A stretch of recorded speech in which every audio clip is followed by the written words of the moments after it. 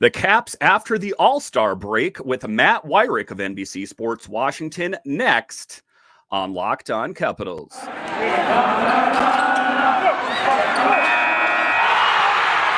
Your Locked On Capitals, your daily podcast on the Washington Capitals. Part of the Locked On Podcast Network, your team every day.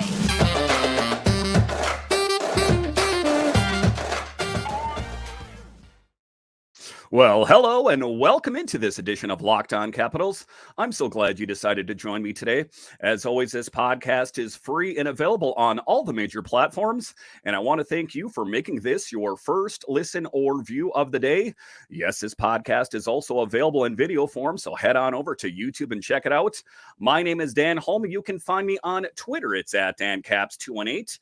You can find the show on Twitter. It's at Locked On Caps. So in this edition of Locked On Capitals, we are joined once again by Matt Weyrich of NBC Sports Washington as we talk about the Caps after the All-Star break, Ovi at the All-Star game, and the new deal for Sonny, Milano, and Dylan Strome. Matt, welcome to the program. Thanks for having me on, Dan. Hope you enjoyed your break. I did. I hope you did as well. But certain Capitals were busy, most notably Alex Ovechkin at the All-Star game. It was kind of a special moment out there, I guess I got to say, as you saw his son Sergey out there with him and Ovechkin and Crosby working together. What were your thoughts on the All-Star game? Yeah, definitely a weird sight to see with Crosby and Ovechkin sharing the ice together, both in that breakaway challenge and in the All-Star game as well. But I think it's cool to see these two guys that have been rivals for so long throughout their careers now showing this mutual admiration for each other. They've been in the league a long time. They're entering maybe not the twilight of their career yet, but certainly the latter half now. And they've gained some perspective on their places in league history. And I think that both of them have recognized greatness in each other, and it's really cool to see. So for them to bring out Sergey Ovechkin, definitely one of the best moments of this entire weekend. And I think that Crosby and Ovechkin together is probably the enduring image that fans will have of this All-Star game. Yeah, just kind of a cool moment out there to see Sergey out there, his young kid. And I guess if he stays on that same trajectory, if he's skating that well at that age, I think he might give his dad a run for the money at some point. I don't want to get ahead of myself, but it was just a cool thing. So there is a lot of talk out there about the All-Star game. You see the Pro Bowl and the All-Star game in baseball. It's kind of lost favor a little bit with some of the fans. What are some of the things that you like about the All-Star game? For me personally, I like the skills competition more than the actual game itself. What are your thoughts on that? Yeah, I think certainly, the skills competition, the hardest shot, fastest skater, things like that. Fans have looked forward to that for years. And you see across other sports, the home run derby, the 3-point competition, the dunk contest, those kinds of things. Fans love them. And certainly, the NHL has had a wide range of different positions, which allows for a wide range of different skills competitions. So I think for them to lean into that is great. And then the All-Star game itself, I do miss the 5-on-5 format just a little bit, just because, that's the hockey that we're used to watching. But certainly the 3-on-3 allows for more goal scoring. And we saw plenty of it in those couple of games there with the Atlantic Division and the Chuck brothers, leading the way.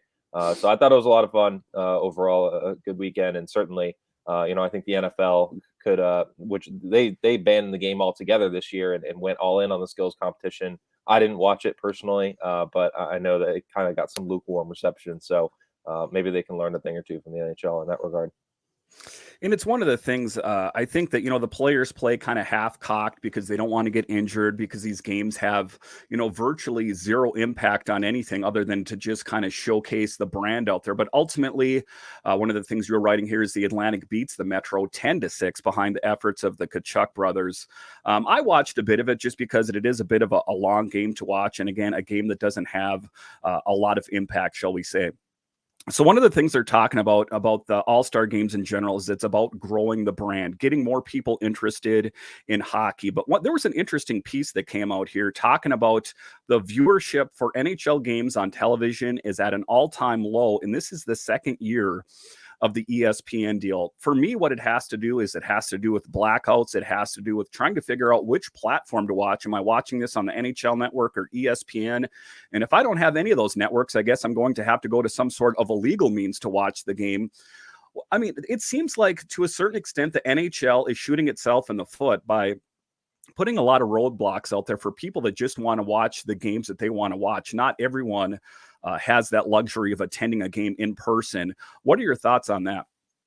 Yeah, I think that there's a sports wide problem really with, sports it's particularly hockey, baseball, basketball. They're regional games. There are a lot of fans are really only interested in the teams around them, and not being able to watch your team, by your preferred method can certainly be a roadblock to making that happen. And not having a league pass kind of set up as well, where you can watch your own team as well as others.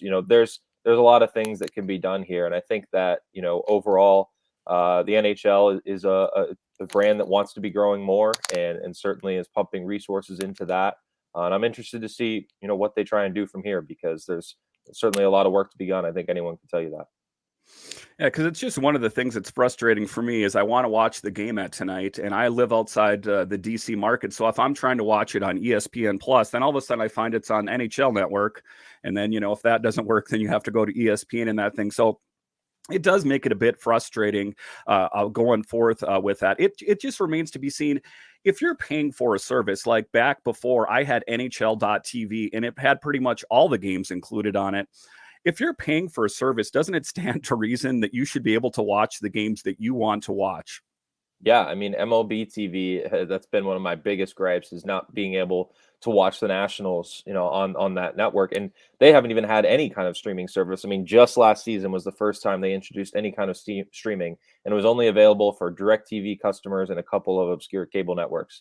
I mean, I wasn't able to watch it, and now, personally, I've switched to YouTube TV. I've cut the cord completely, and I won't. It doesn't have Masson, so I don't even know what I'm Right. going to be able to do to watch Nationals games. So this is something that is not just individual to hockey, not just individual to DC. There's every single city has its own set of problems that it's dealing with, and you'd love for some kind of blanket solution to bring it all together and focus on the growth of the brand itself, and just spreading hockey to anyone who wants to watch it, because ultimately that should be the goal of any sport, is to get your game in front of as many fans as possible at as young an age as possible, and allow the game to grow organically like that.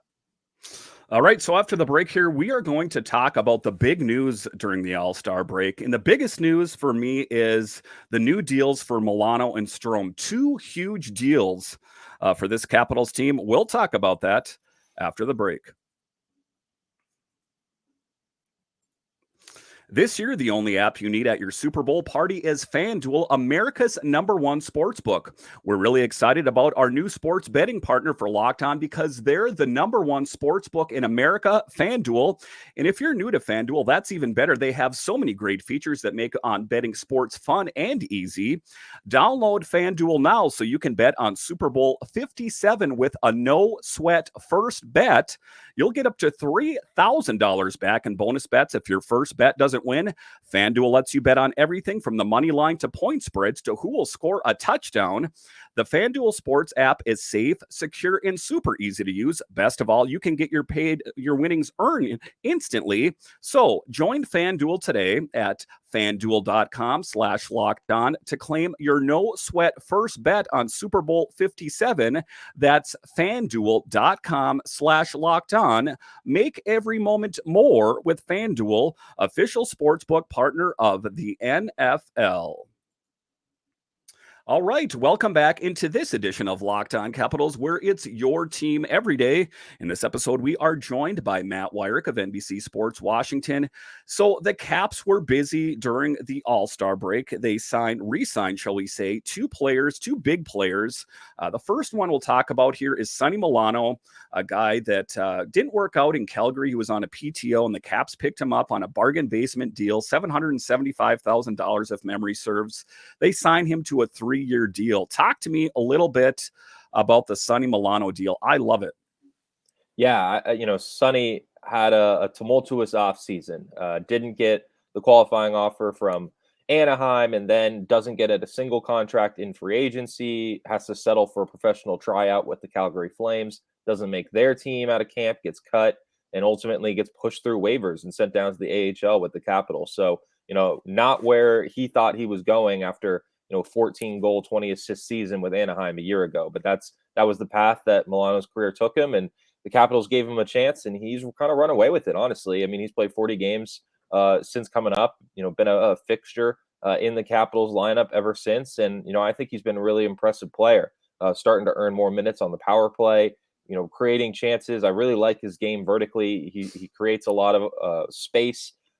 I've been a big fan of his game ever since he arrived. And, for the Capitals to lock him up at a AAV of just 1.9 million, I mean, that's an absolute bargain, not something that's really going to put any kind of dent in your salary cap moving forward. And, with him being 26 years old, 25 years old, I mean, one of the younger players now that the Capitals have locked up, considering their core is on the aging side. That's a very big move, especially with adding Dylan Strome as well. Those two guys now for the next 3 seasons could be fixtures for this team and conceivably get even better as their contracts go on.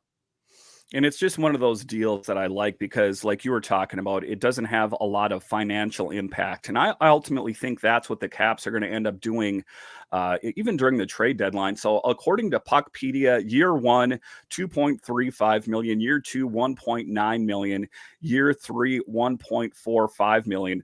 I mean, just some sound, GM by Brian McClellan out there, just, finding him these diamonds in the rough that he has such a good thing of doing. Initially, the plan when Sonny Milano came to this team was that they were going to have him in Hershey. I remember listening to, reading Twitter. People are like, oh, this depth move, it doesn't really mean anything.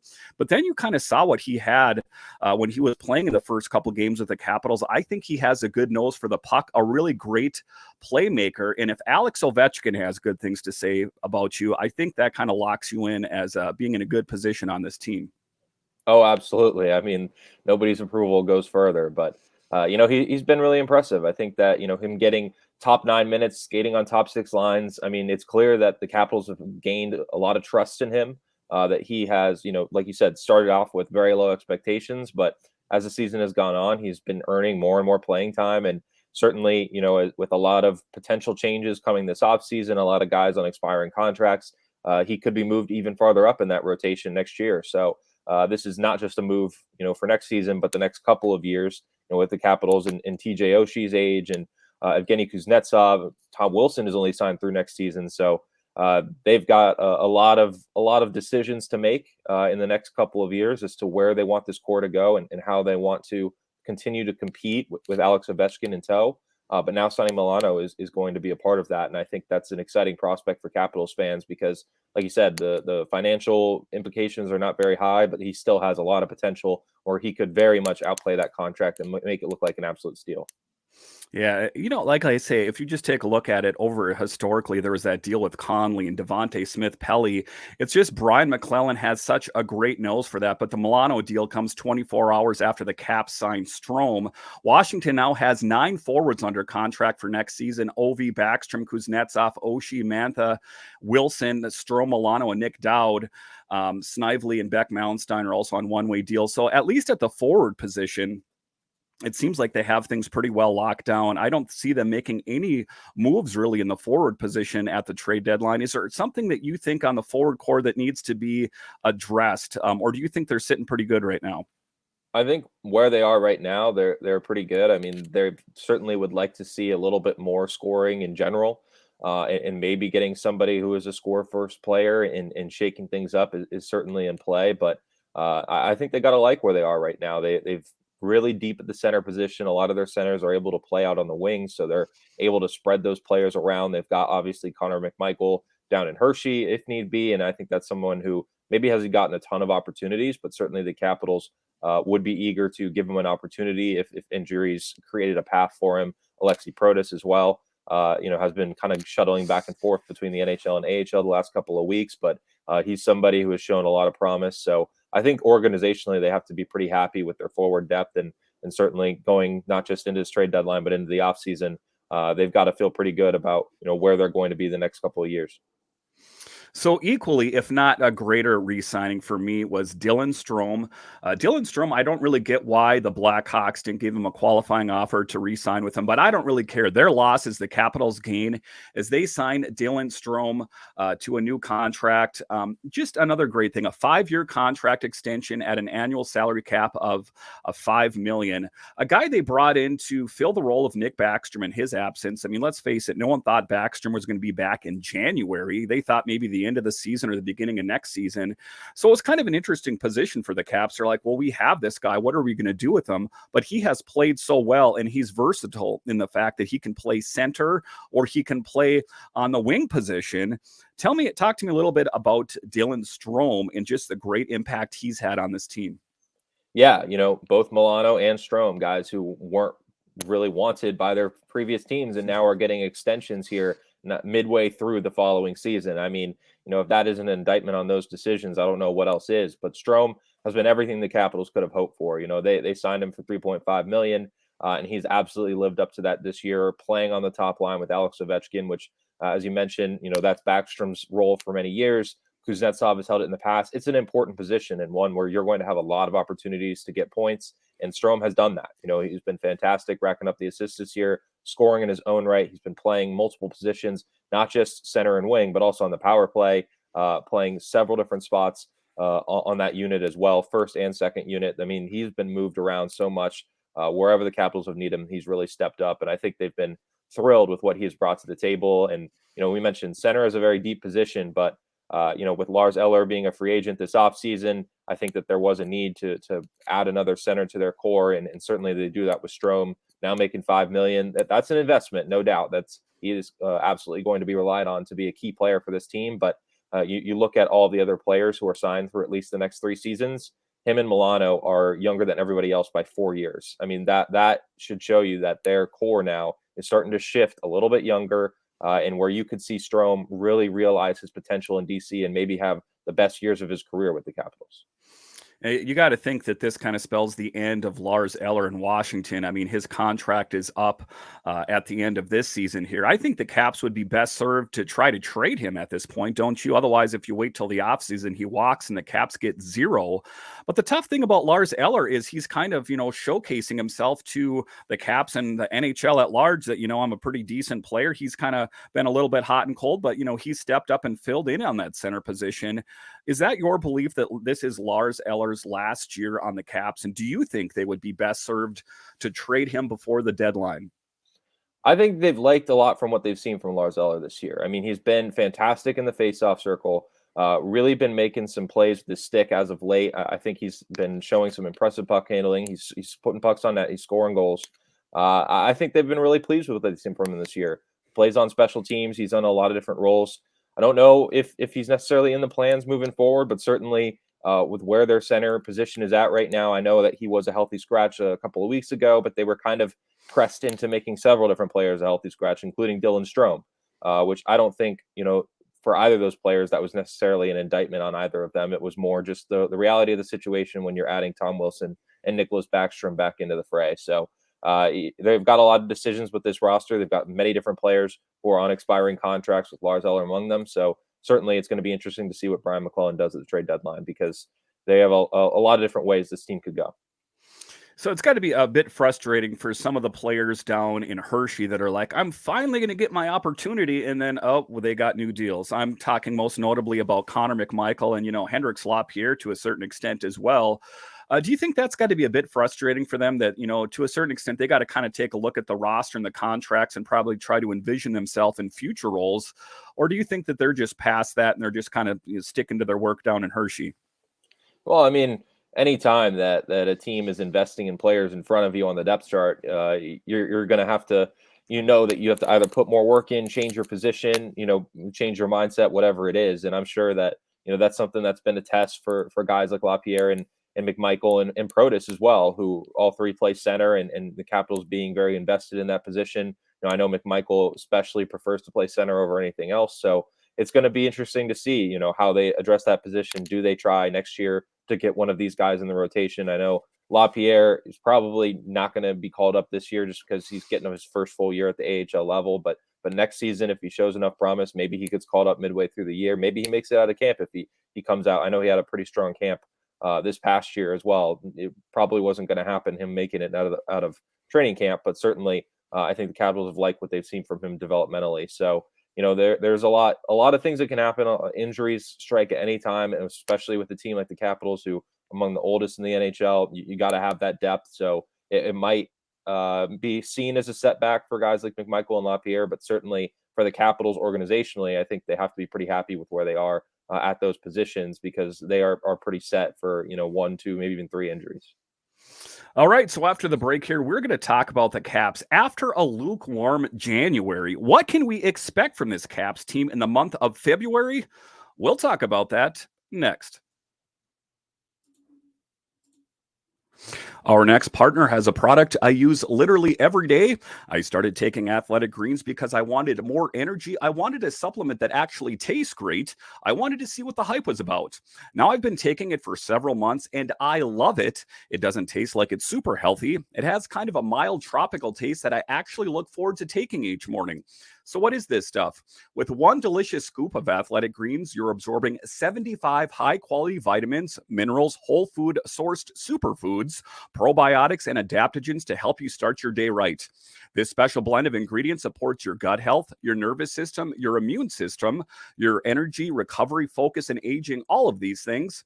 Now, I personally take it because I have young children at home, and if you have kids at home, maybe you can relate that you need that additional boost of energy.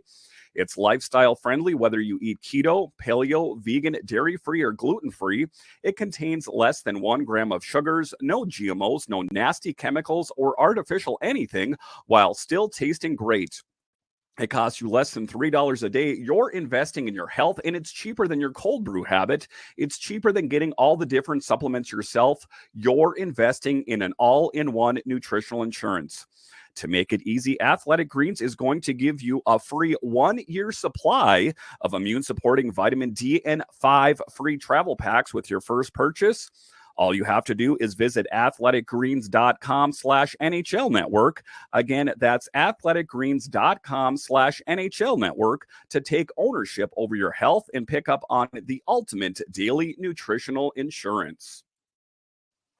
All right, welcome back into this edition of Locked On Capitals, where it's your team every day. In this episode, we are joined once again by Matt Weyrich of NBC Sports Washington. So the Caps in the month of January were lukewarm, suffices to say. 2 kind of statement losses, I guess you could say. The Maple Leafs and the Golden Knights come to mind. It just seems like there was this positive momentum in the month of December, and then January came and it didn't go quite according to script. So the first game that the Capitals play after this break is the Boston Bruins, a formidable opponent, make no mistake about it. What are your thoughts about the Caps as they prepare to take on the Bruins? Yeah, it's a tough sledding right out of the gate. I mean, they're going to be playing a back-to-back with the Bruins and the Sharks, and then they go Canes, Panthers, Canes, with the final game of that stretch being the Stadium Series game. So it is right off the bat for the second half going to be tough sledding. The Capitals are going to resume practice on Thursday this week, so they get 2 days of practice leading up to the game, which I think is good. You don't want to be, a week plus rested and not having any practices before jumping into a game like that against Boston. So I think these games are going to be critical for this team. They're went into the All-Star break holding the top wild card spot in the East, but several teams really close behind them and having games in hand. So the Capitals really need every win they can get. They have among the fewest games in the NHL in the month of February. So this is going to be a chance for some other teams to climb up the standings a little bit, make up some of those games that they are behind them. So things could look a lot more tight by the end of February unless the Capitals can figure out how to get back to their December ways. They didn't have Backstrom and Wilson then. They're hoping to get Wilson back from his lower body injury once break ends. And if he is back in the lineup, I think that'll be huge. Backstrom was starting to look a lot more comfortable in those last couple of games, scoring his first goal of the season just before break. So I think that the Capitals are hoping that they can start to see, these guys gel again. And after a month of trying out different lineups and different configurations and getting guys comfortable with new pairings, I think this is now time of where, okay, we need to see that start to turn into results.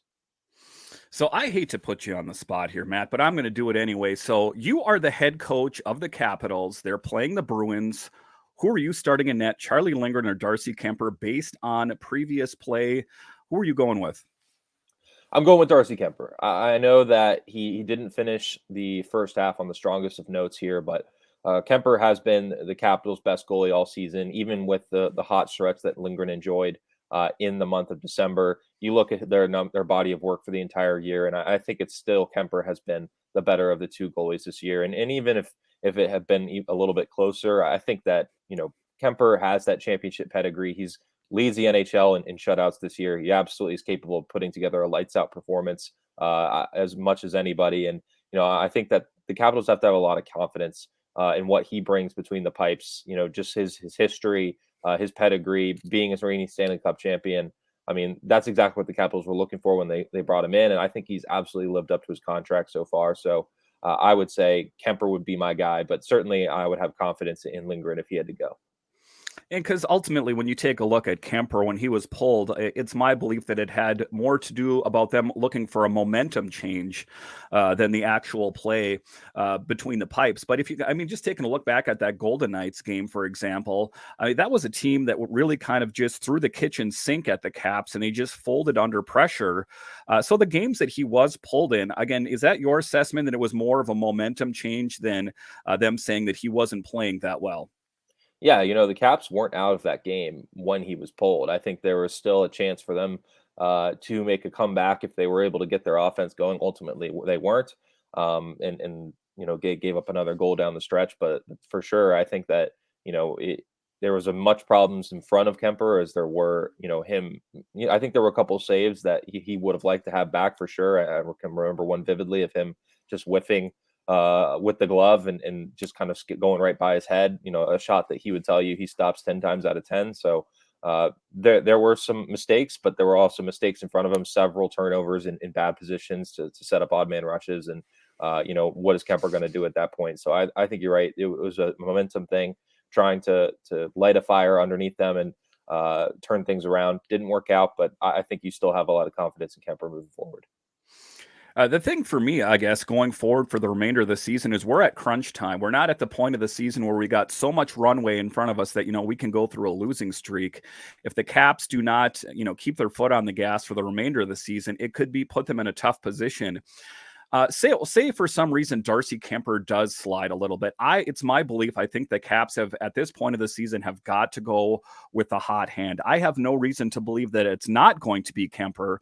But if for some reason he falters, do the Caps have to go all in on Charlie Lindgren to help him get that boost? Kind of similar to the 2018 season when Holtby faltered a little bit. They had Grubauer come in and save their butts. Is that what you think is going to be the case here as well? I mean, it just kind of depends. I think that Kemper, if he comes out and it has some slow outings here in the second half, I think it'll absolutely turn to Charlie Lindgren to make a start here. I mean, so far, the usage for Charlie Lindgren has been pretty much back-to-backs and facing his former teams. Like, that's Right. kind of been pretty much the only time they've turned to him. They gave him the start there at the last game of the first half after Kemper had been pulled a couple of times. So, just kind of give Kemper a chance to reset going into the break. But for the most part, like I said, it's really only been back-to-back. So I would imagine that's how they're going to start the second half here. Give Kemper as much run as possible. And if he really does start to struggle, like I said, you have a lot of confidence in Lindgren. He showed in December that he can be that guy if need be. So certainly if Kemper were to struggle, I think they give Lindgren a chance. And if he starts to heat up and continue to play like he did in December, it's definitely going to make some hard decisions for that Capitals front office. All right, Matt, I want to thank you once again for joining us on this edition of Locked On Capitals. Matt Weyrich is, of course, from NBC Sports Washington. Is there any articles that you're working on right now that we should know about, or why don't you tell everyone where we can find your work? Yeah, you can check out all my stuff over at NBCSportsWashington.com. I'm on Twitter @by Matt Weyrich, and yeah, working on a few things on the Strome and Milano deals and looking ahead to the Stadium Series as well. Got a fun feature coming out next week about that. So definitely go and check that out. All right, Matt, once again, thanks for joining us. It's always great to have you on Locked On Capitals. Once again, I want to thank you for joining us on this edition of Locked On Capitals, where it's your team every day. My name is Dan Holme, and I'll talk to you again next time.